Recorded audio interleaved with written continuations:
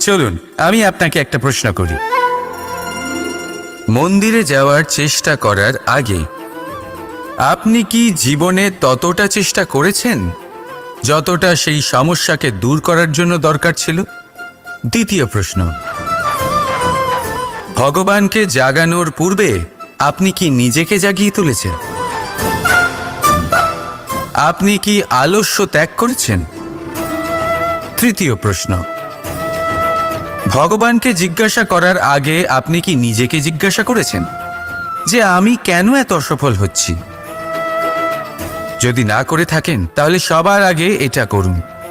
আপনি সমস্ত প্রশ্নের উত্তর পাবেন, সমস্ত বিপদের পরিত্রাণ পাবেন। অন্য কোথাও নয়, নিজের ভেতরে তাকিয়ে দেখুন। চেষ্টা করুন নিজেকে জাগিয়ে তোলার। আপনি সফল অবশ্যই হবেন, কারণ এই পরমাত্মা, ওই পরমেশ্বর, ওই পরব্রহ্ম আপনার মধ্যেই তো আছে।